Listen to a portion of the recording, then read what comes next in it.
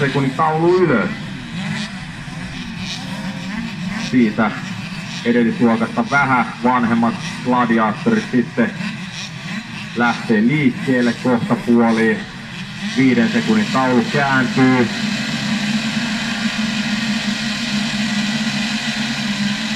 Ja näin sitten B-finaali lähtee startissa.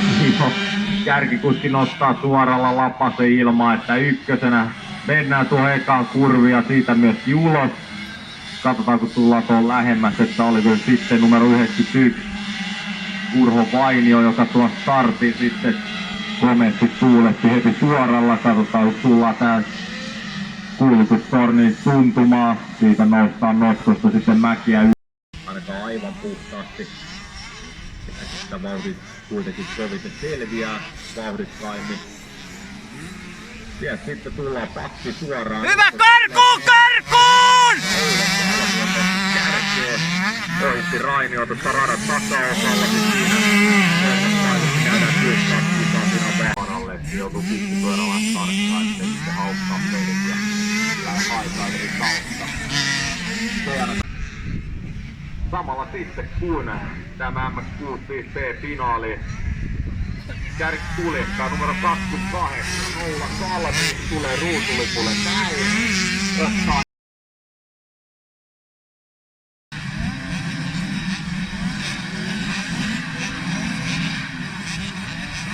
Ja sitten 5 sekunnin taulu ylös. Ketä sen startin nappaa sitten Suomi kaatuu ja lähdetään liikkeelle.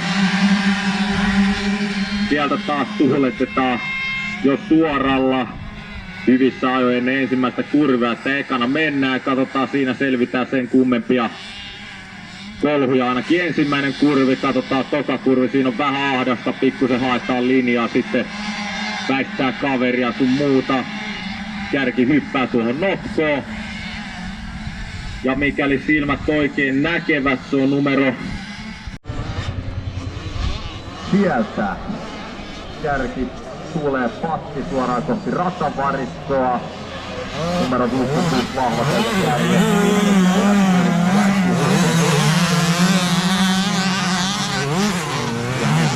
Ja Rainio, kun on Vainio Rainio.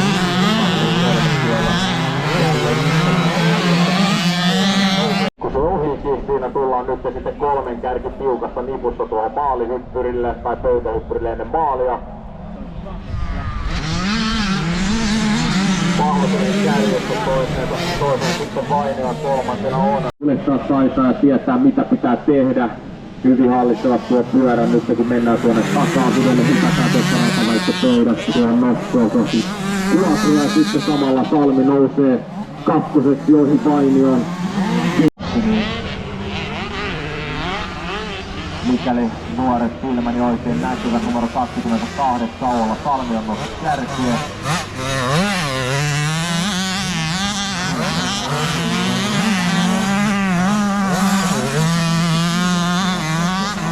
Rainio on 4 perässä.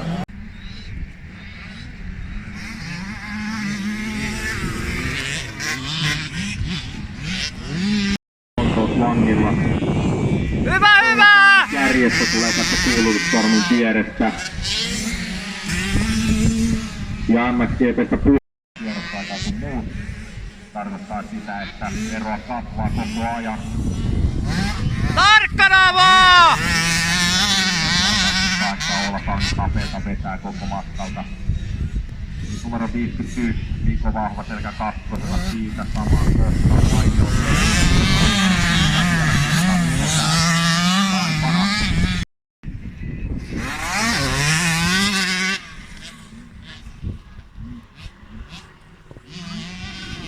Siitä Oula Salmi lähtö suoralle, lähtö mutkaan kärjessä.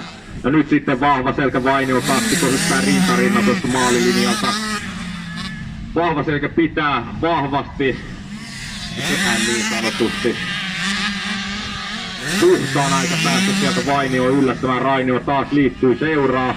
Ekaan kurviin mennään. Jotenkin Rainio sitten vahvempi tässä etulenkillä, aina tuolla taimpaa pikkusen jää, mutta saa sitten kurottua etumatkaa kiinni aina tässä hiekka etuosuudella. Ja sitten lipsahtaa nurin, oliko siinä sitten Vainio, joka pyörähtää tuossa. Ei kun Rainio, ei ollut toi kierroksella jääneet sekoisin sitten muihin. Vainio vahva selkä tulee rinnakkain tuossa pöytähyppyssä.